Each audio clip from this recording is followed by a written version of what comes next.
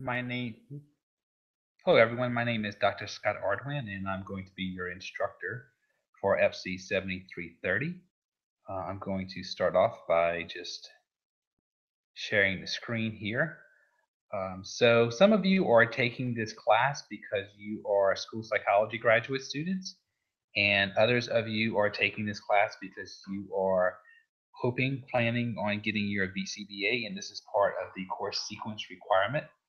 Some of you might be doing both. You might be interested in completing your BCBA at some point, as well as getting your PhD in school psychology. So um, this course will fulfill both of those needs.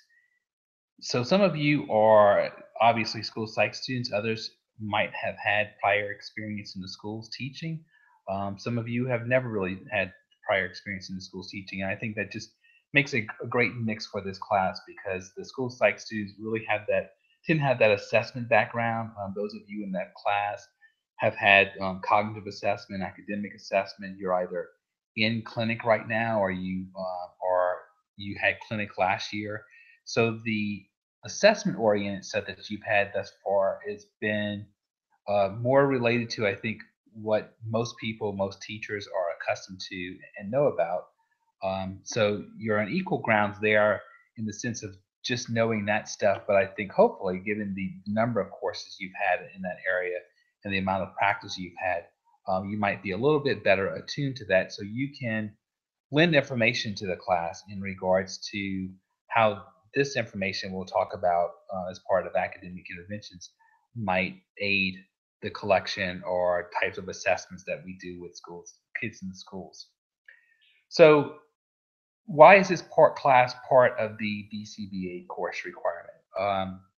Well, I was trained very much as a behavior analyst. So my um, degree in school psychology, my focus was very, very behavioral. Almost all of the research that I conducted as a graduate student was conducted in the classrooms, special education classrooms, with using small and design procedures or data analytic procedures.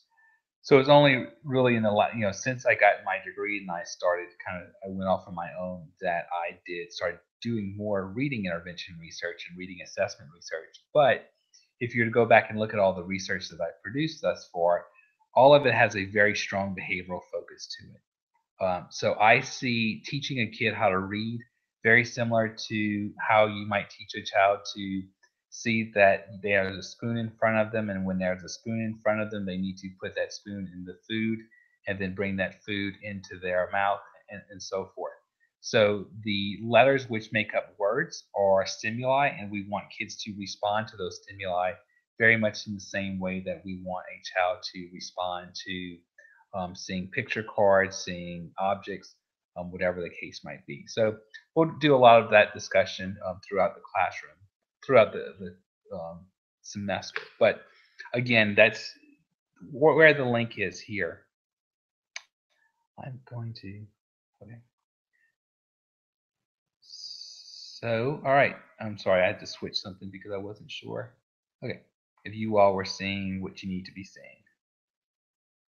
Okay, so I'm going to spend time today going over the syllabus, and I sort of apologize for this and sort of don't. It's really important that we go over this syllabus because if I don't go over it like this, then there's going to be a number of you who never really pay close attention to the syllabus. And I take the time out of my day, or have taken the time out of my days, to make sure that this syllabus is for the most part accurate and can provide you with the information that you need. So my office hours, you have my email address there. Please use my email freely. Send me emails whenever you need. I pretty much check my emails up to about 11 o'clock at night. Whenever you do send me emails, please use the subject heading EPSY 7330. That will allow me to more easily find emails from you. And if I see those sort of emails, I'm less likely to ignore an email coming about class as opposed to an email that might be coming regarding something else. So my office hours are 3:30 to 4:45 on Thursday, so right before we meet for class. But if you need to meet some other time, I am very open, very willing, very happy to meet other times. That can be either regarding class, something we've talked about or going to talk about in class. But I've also on many occasions had students who were teachers at the time, and they had kids in their class who they had questions about or cases, and they came and discussed that with me as well. So I am very happy to discuss with you all um, academic intervention, academic assessment stuff, whether it related to class or not. And also, just I can't emphasize enough, if you have any questions, that I want you to come to me as soon as you can with those questions so that we can deal with any issues you might have regarding concerns or things you're not understanding in class.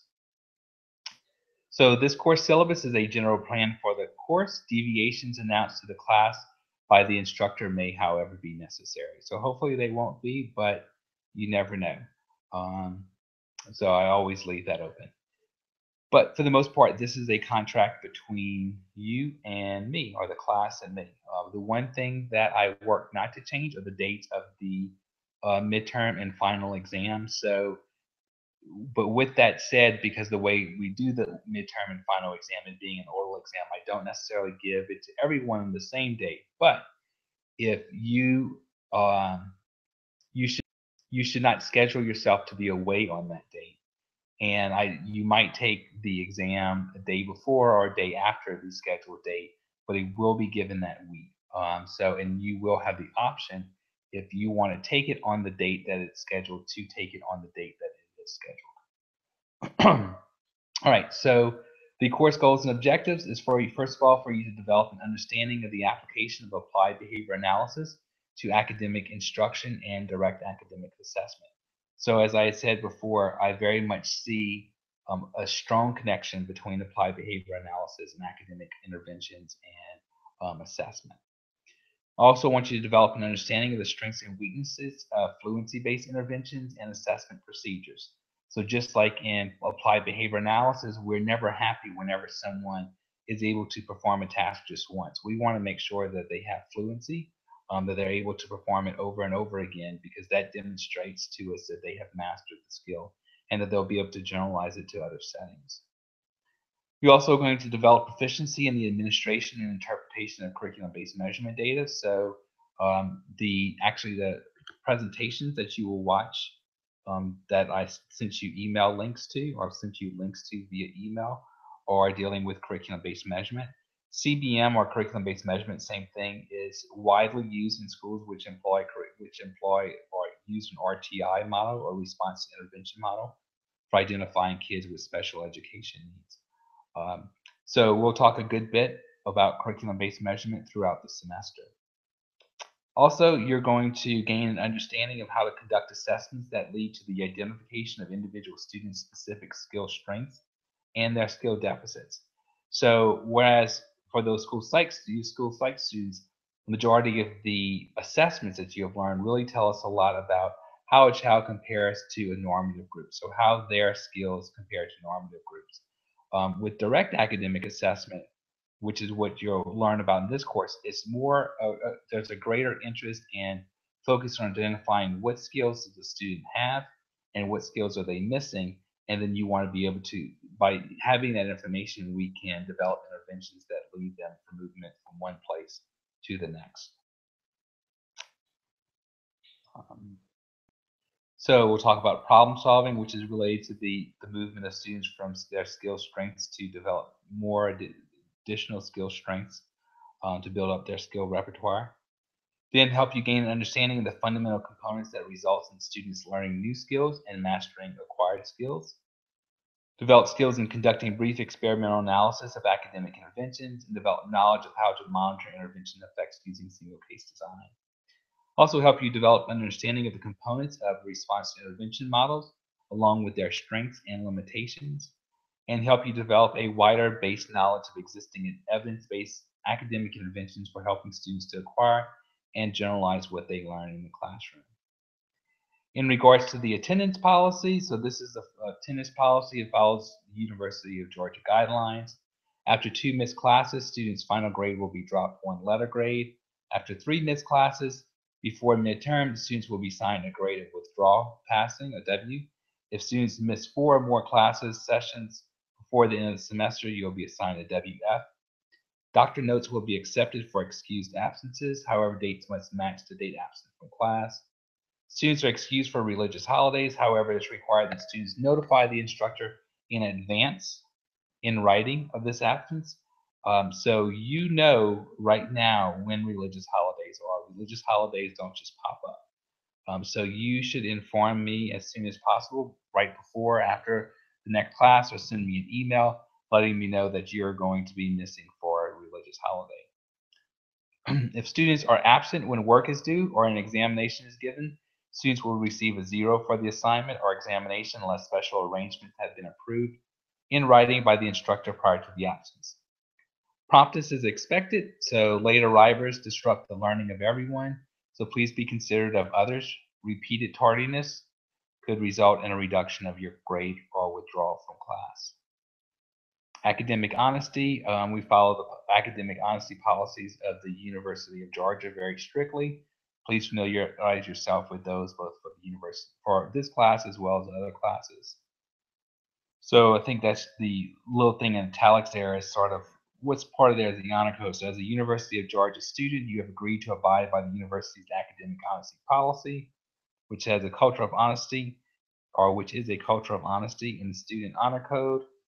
All academic work must meet the standards described in a culture of honesty, which can be found at that location. That's, to be honest with you, I mean, not that I don't follow this, but that's something that instructors are supposed to post into their syllabus. So I posted it there for us.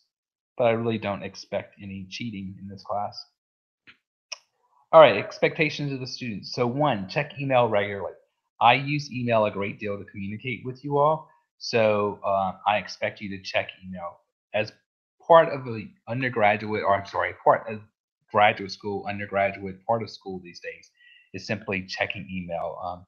It is actually written somewhere in UGA policy, I believe now, that is students' responsibility to check their email. It's just an easy way for us to communicate with each other. So if you will miss out on some important things if you do not check your email regularly, but I count and expect you to do so. ELC, I'm not sure if that's actually the current name. They've switched it 2 or 3 times in the last few years.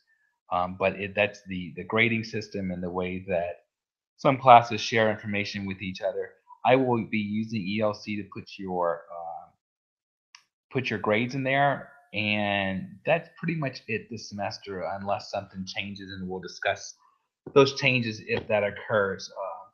But for the most part, I will not be using ELC. So please don't send me emails through ELC. Please just send me emails using my that email address that you see there, sparduan@uga.edu. So second expectation of students is for you to focus on how you can do your best, be your best, and learn as much as humanly possible, as opposed to how you can get out of doing work. So please view class time and assignments as an opportunity to learn, not just something you have to do. You're going to get a lot more out of class and a lot more out of all of your classes if you take that attitude. So the articles that I've given you, they do not all necessarily pertain to the specific class lecture that I'll be presenting on the assigned day.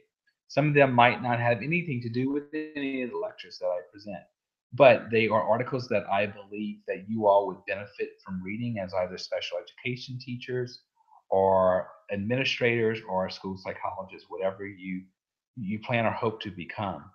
I think I didn't just choose these articles to put more articles on there for you to read. If you have an article, that means I've had to read that article multiple times, and I will likely be reading that article again for this class. So it's extra work for me as well. But these are articles that I believe you all will benefit from reading and knowing the information that's within them. So please don't just see these articles as something you have to do. Please really try to learn from them because they are informative and maybe not necessarily always interesting, but they are informative and will help you in your future. So make sure your questions that you ask me are meant to promote success rather than promote getting out of work. Sometimes I find students think more about how they might get out of assignments than try to think about what they might do to learn more in class and to do their best. It doesn't happen often in graduate classes, but it does occur sometimes. I do not want you surfing the web or doing other work during class. If I see you looking at non-related materials on your computer during class instruction, you will not be allowed to use a computer tab or tablet, or take your cell phone out, whatever, for the remainder of the semester. It's just really rude to start looking at Facebook or any of those other things during class. If you can't help yourself, if you're just a Facebook addict, then just don't even bother. Please don't pull out a laptop or tablet, whatever it might be. Please just bring paper and pencil. Um, Third expectation is for you to seek assistance from your professor or peers when in need, but please choose your professor first. I'm going to provide you with the more reliable answer. Realize that what I do for one, I must do for all. So if you are in need of some sort of excuse, you're having to miss class or do this or that for some reason, you have to think, if I'm providing you with an excuse, I need to provide that excuse or that option to everyone. So please realize, what I do for one, I must do for all. So when you ask me for a favor or whatever, I have to think about the entire class and the impact on the entire class, and whether it would be possible or make sense for me to give that same accommodation to the entire classroom. So assist your peers in being their best by doing your own reading, by asking questions, and being willing to share the information that you know. Going back again, we talked about in class, or I talked about earlier on, I'm sorry, that some of you are special education teachers or then regular education teachers, whatever it might be. You all have a lot to offer to the rest of us in your experiences. So, please be willing and happy to share that information with the rest of the classroom, because it will be informative for everyone. The purpose of reading articles is not simply to fulfill requirements, but to learn. I'd say that before, so use the information below to guide your thinking about your article critiques. Attend to the format of the articles that you read. This will guide in your future writings. So some of you are PhD or will be PhD students, will be writing a thesis or a dissertation or a research project. If you're planning on doing that, you are going to be submitting those things to a journal someplace, or hopefully you will be. That journal that you'll be submitting it to will require or ask for a format similar, and expecting a format similar to the articles that you will be reading for this class. So it will be to your benefit to really pay attention to that information, and how the introduction is written, how it's presented, what's the structure of the methods, and so on. So please pay attention to those things. So allow the introduction to provide you with an overview of the literature. Think about limitations associated with the methods of the study in regards to the implications to practice. Are the analyses properly conducted? Now, you don't have to be a stats genius for doing this. Most of the articles that you'll be reading involve pretty basic statistics, or single subject design stuff. So you can think about how the coursework you've taken before this class, what they say about analyses, whether it's single subject design analyses or large N design analyses. But that's, you don't have to be proficient in those things to understand what was done. That's just a sort of a suggestion of another way you can critique these articles. Another question you can ask is, did the author over or under interpret results? A lot of times these whenever we write things, we want our articles, we want our findings to be really important, and sometimes we overinterpret them so that we make suggestions that they are making up. The data suggests something, which the data, the study was not designed to make implications regarding what the authors are saying. It's making implications for it. So you can think about those sort of things. Were all the methodological limitations of the study addressed in the discussion section? It's another thing you can think about. So were things properly controlled, and if they weren't, did they discuss those, their lack of control?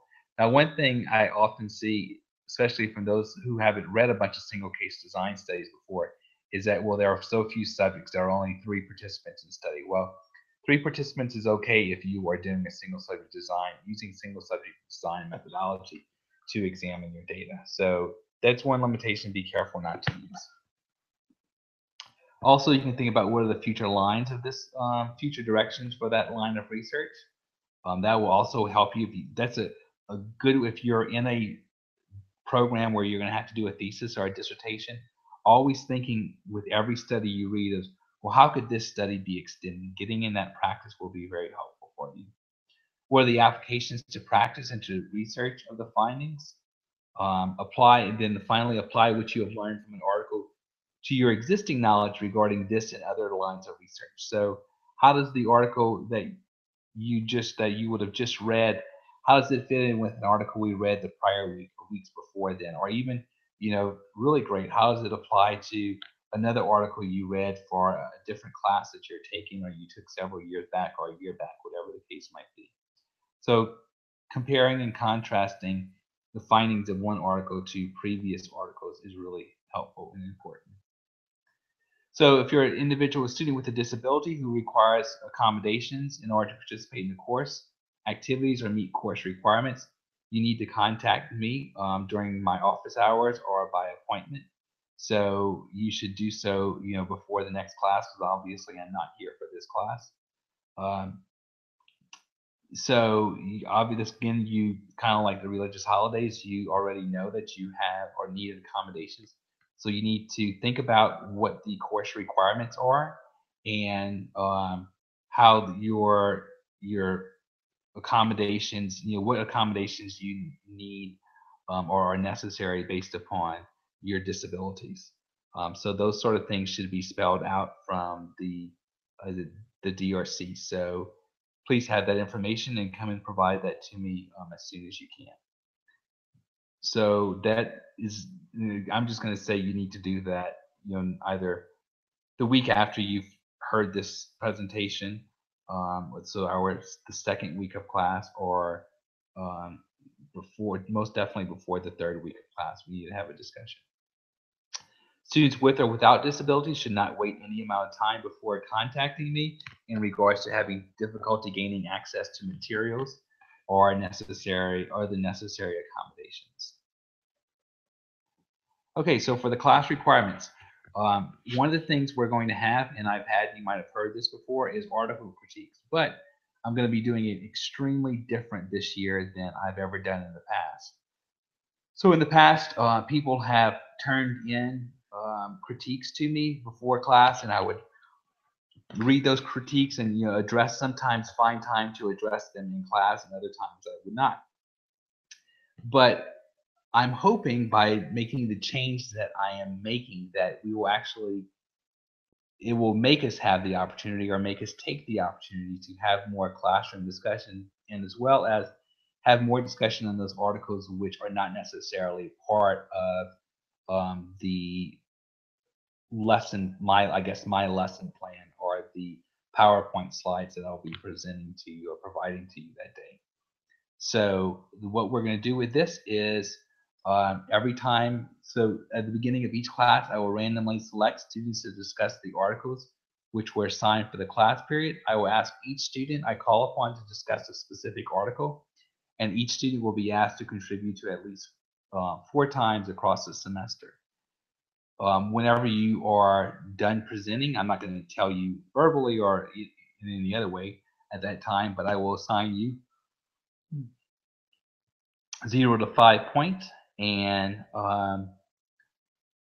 those I will take the average of the times every time that I've called you, and then multiply that times 4. So I might call upon you more than 4 times. It might be 6 times, and let's say the average of those 6 times was a 3. I would multiply that 3 times 4 to give you your score of 12. All right. So that's how we're going to be doing the points for the article critiques. Now, for those article critiques / discussion, I do not want a simple summary of the article that you're called upon to critique or discuss, but rather I want you to provide evidence that you gave thought about what you read. You can do so by critiquing the introduction, the methods, or the results or discussion sections, asking a thought-provoking questions which you developed through reading the article, asking a question because you were confused about something stated or suggested in the article, suggesting an extension of the findings, relating the article to another article read in my class or another class, or relating the article to something you learned or experienced elsewhere. So any of these options are fine. There are other possible options you might have. It needs to be made very clear to me that you didn't just read the abstract. I want much more in-depth discussion than something which would suggest, oh, all this person really did was read the abstract. It's fine to bring notes and examine your notes and even just read from your notes whenever I call upon you in class. So that is perfectly fine. So then you're going to have the second thing is a 25-point oral midterm exam. And the purpose of this assessment is to determine whether you learn the basics of CBM fluency research, problem solving, brief experimental analysis, and RTI. So although there will be some questions that require listing of ideas, there will also be questions which require you to synthesize the information you learn within and across your reading and classroom instruction. So again, that's through your readings as well as your classroom instruction. So this is again why it's going to be beneficial to discuss those articles in class. In the past, whenever I've asked for, I've done these oral exams, I've looked a little bit more for students to just be able to sort of give back to me maybe a listing and so on. But this semester, I am going to be looking for more synthesis of information and really to make sure that you understand it. That's, from the beginning, my true purpose is being able to have some evidence that if another teacher or a principal, some administrator pulled you over and said, hey, what do you think of RTI? That you could actually have a lengthy discussion, intelligent discussion, or not necessarily discussion, but where you are you're the expert and you provide them with the information regarding what are the benefits and drawbacks of RTI, of CBM, or whatever the case might be. So the questions will not be based solely upon the PowerPoint slides. It is expected that you will take notes during class discussion and study those notes. The likelihood that you understand classroom instruction is increased if you contribute to the class and you ask questions regarding what is discussed. Do not simply take notes, especially if you do not understand what was stated. If you do not understand something, more than likely there are multiple people within the class who do not understand it. So your lack of understanding during class time, I consider that a failure on my part to adequately explain a concept. So I'm perfectly happy to further explain information to you during class, because if you don't understand it, that's my fault. However, if you come to the exam not understanding it, then it's your fault because you failed to ask me during class for further information, or to ask me after class or any other time. So if you come to the oral exam not knowing something, you either didn't study enough or you failed to ask me the questions that you should have asked me during class. So the oral exams will take about 15 minutes. And I'm actually going to stop here to make sure that this video is recording properly.